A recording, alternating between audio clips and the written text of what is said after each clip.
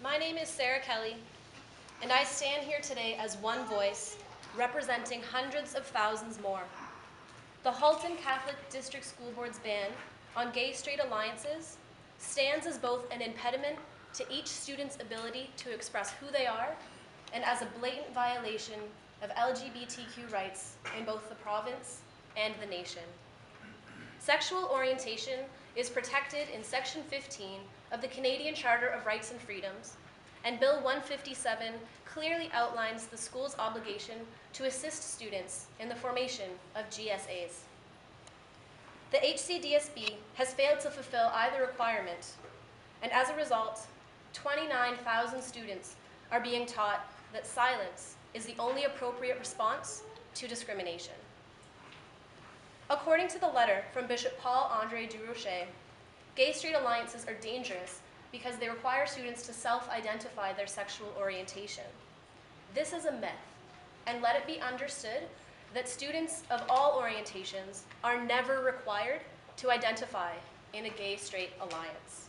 Rather, gay-straight alliances present students with the option to participate in a safe community, the option to self-identify, and the option to discuss LGBTQ and other equity issues in their schools. Given that every aspect of a GSA pertains to choice, it cannot be said that these groups force students to make a decision about their identity, but rather the board does this themselves.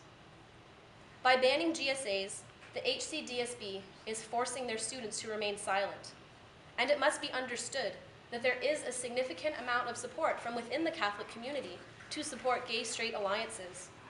For example, the Pastoral Guidelines to Assist Students of Same-Sex Orientation, written by the Ontario Conference of Catholic Bishops, states that sometimes homophobia exists itself in silence, and that silence can be perceived as compliance to continued discrimination. By stating that inclusion groups are not allowed to call themselves gay-straight alliances, the HCDSB has further silenced and censored their students. The bishops also quote John chapter 10, verse 10, "I have come in order that they may have life and have it abundantly." And this call for the sanctity and protection of life brings us to the most important reason why we are all here, the fact that homophobia kills.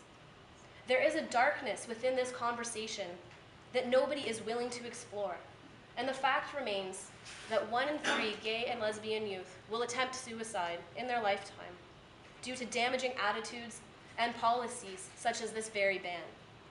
Today, we stand together to honor the lives lost due to homophobia. I'd like you all, as educators, to close your eyes and think of the students in your own classroom.